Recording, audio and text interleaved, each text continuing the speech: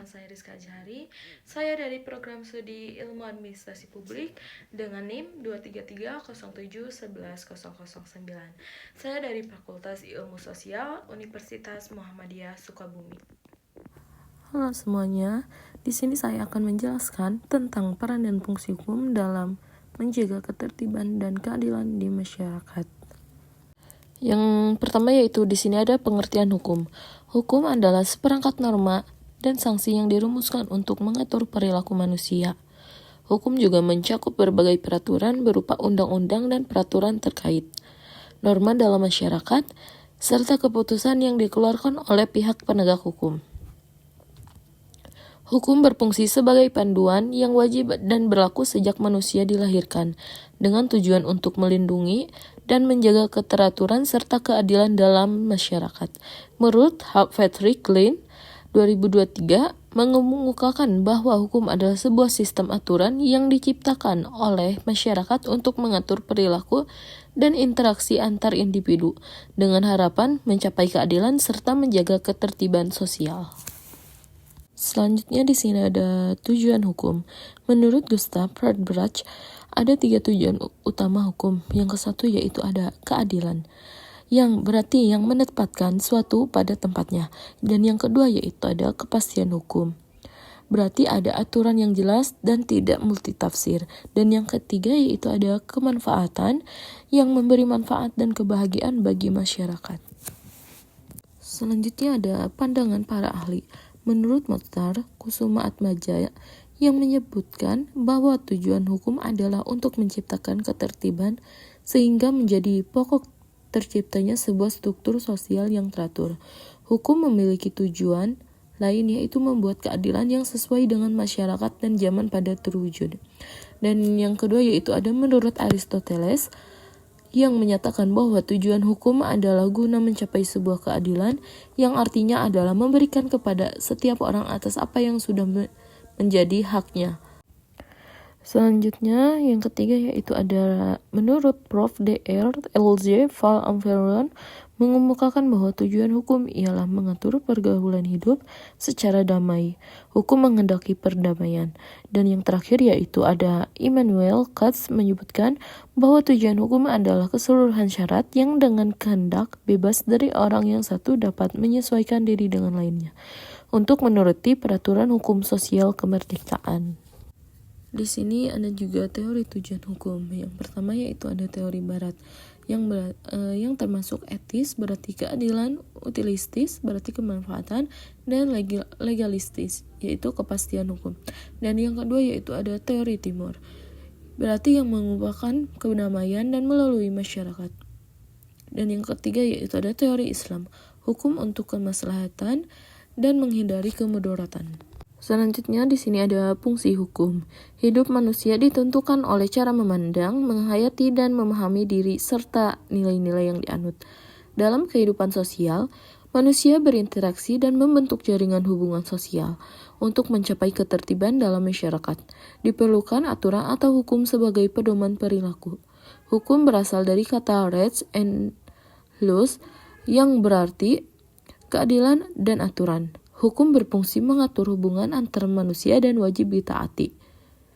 Hukum mencakup kaidah norma, agama, kesusilaan, sopan santun, dan hukum itu sendiri, yang semuanya bertujuan untuk menciptakan kehidupan yang tertib, adil, serta mengatur kepentingan manusia dalam kehidupan pribadi, bermasyarakat, berbangsa, dan bernegara. Selanjutnya di sini ada kedudukan hukum.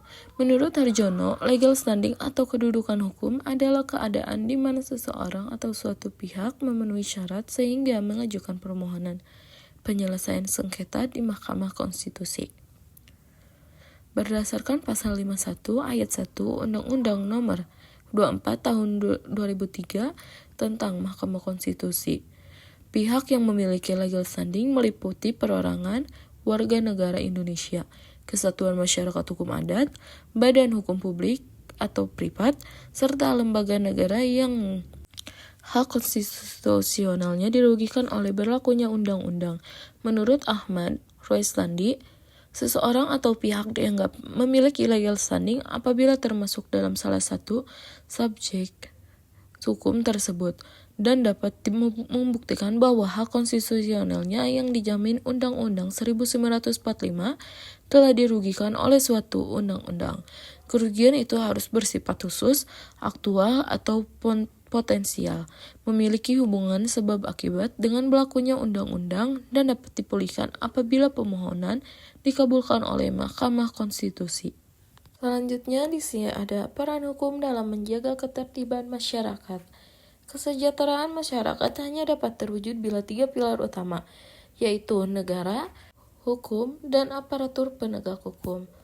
Undang-Undang Dasar 1945 menegaskan tujuan negara untuk melindungi rakyat dan memajukan kesejahteraan umum. Untuk itu, hukum harus berpihak pada kepentingan bersama dan mengandung nilai keadilan. Namun, masalah muncul karena penegak hukum, khususnya hakim, sering lebih menekankan kepastian hukum daripada keadilan. Akibatnya, hukum kehilangan fungsi utama sebagai alat untuk mewujudkan kesejahteraan masyarakat. Banyak pelaku kejahatan, terutama koruptor, lolos karena proses hukum yang terlalu formalistik dan prosedural. Menurut pandangan hukum progresif, praktik seperti bersifat kontraproduktif. Hukum seharusnya dinamis, mencerminkan perubahan masyarakat, dan berorientasi pada kebahagiaan serta kesejahteraan rakyat, sebagaimana dikemukakan oleh Jeremy Bentham. Oleh karena itu, lemahnya peran hukum dalam mengikatkan kesejahteraan masyarakat disebabkan oleh orientasi hukum yang belum berpihak pada keadilan substantif. Yang terakhir di sini ada faktor yang mempengaruhi formulasi kebijakan digitalisasi. Penegakan keadilan memiliki peran penting dalam membangun peradaban bangsa yang bermartabat. Keadilan merupakan tujuan utama sistem hukum, namun seringkali hukum positif tidak sepenuhnya mencerminkan rasa keadilan. Karena itu, hukum seharusnya menjadi cerminan dari keadilan yang hidup di masyarakat.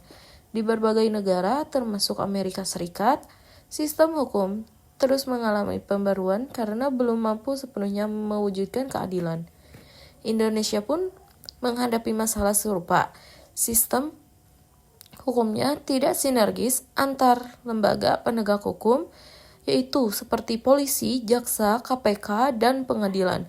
Bahkan sering dipengaruhi kepentingan institusi seperti yang terlihat dalam kasus Cicak PS Buaya. Krisis hukum di Indonesia ditandai oleh peradilan yang menonjolkan formalitas dan kemenangan prosedur daripada pencapaian keadilan substantif. Akibatnya, pengadilan sering dipersepsikan sebagai ajang menang atau kalah, bukan tempat mencari keadilan dan kedamaian. Padahal, ukuran sejati dari penegak hukum adalah rasa kedamaian dan kepuasan masyarakat terhadap putusan yang adil.